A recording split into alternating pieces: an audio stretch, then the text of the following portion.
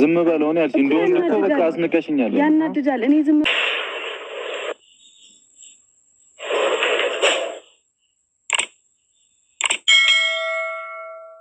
ሰላም ቤተሰብ እንዴት ናችሁ? ሰላም ናችሁ ወይ? እኔ በጣም ደህና ነኝ፣ እግዚአብሔር ይመስገን። ባላችሁበት ሰላማችሁ ብዝት ይበልልኝ።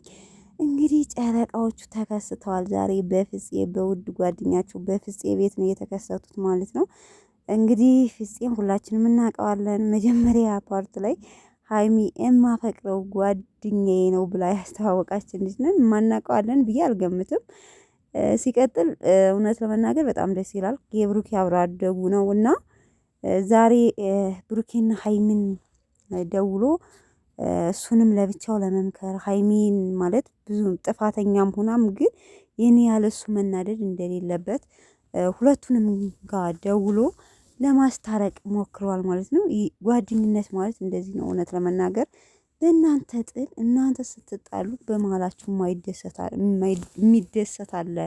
ሶ እናንተ ለጥላታችሁ አታስደስቱ ማለት እንዴት ጥላታችሁ እንዲደሰት ትፈልጋላችሁ? ስለዚህ እናንተ መጣላት የለባችሁም። ከዚህ በፊትም በነገራችን ላይ ሀይሚና ብሩኬ መቼም አይለያዩም ይላል ሁሌ በነገራችን ስለሚያውቅ ማለት ነው። እና በጣም ደስ ይላል። ፍፄ በጣም ነው የማመሰግነው ብላ በእንባ ተናንቃ አመስግነዋለች። ሀይሚም የጓደኝነት ጥግ ማለት ይሄ ነው። እውነት አንዳንዴ በህይወታችሁ ስትኖሩ እህት ከሌላችሁ ወይም ወንድም ከሌላችሁ በቃ በጣም ቤስት በጣም ምርጥ ጓደኛ ያስፈልጋል።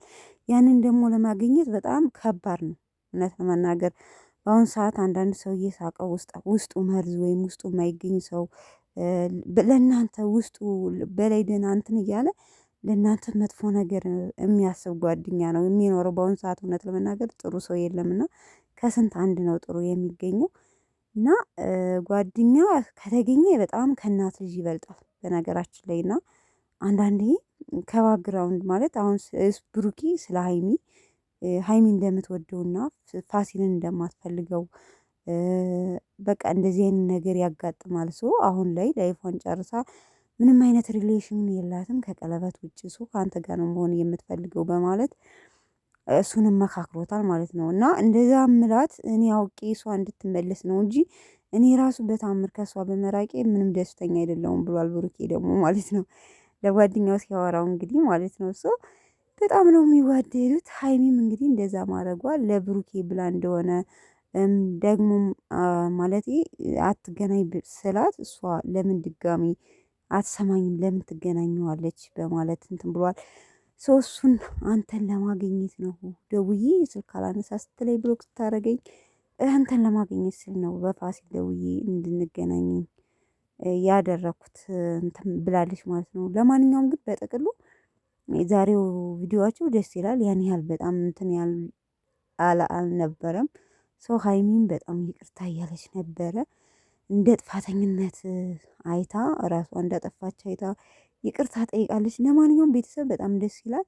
ነገ በአዲስ ቪዲዮ እንደሚመጡልን ምንም ጥርጥር የለውም። ፈታ ሀይሚ ስላስከፋሹ ብሩኬን ሰርፕራይዝ አድርገሽ አስደስተሽ ይቅርታ ጠይቀሽ እንደምትመጡ እርግጠኛ ነኝ ማለት ይመስለኛል።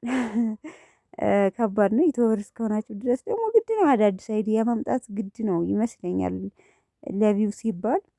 እንደውም ይሄ ለእኛ አስተማሪ የሆነ ነገር ነው።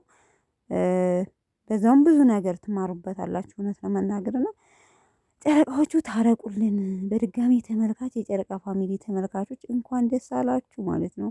ምክንያቱም ጨረቃዎቹን ስለታረቁልን በጣም ደስ ይላል። ፍፄ በድጋሚ እግዚአብሔር ይስጥህ። እውነት ለመናገር የጓደኝነት ጥግ ማለት ይሄ ነው።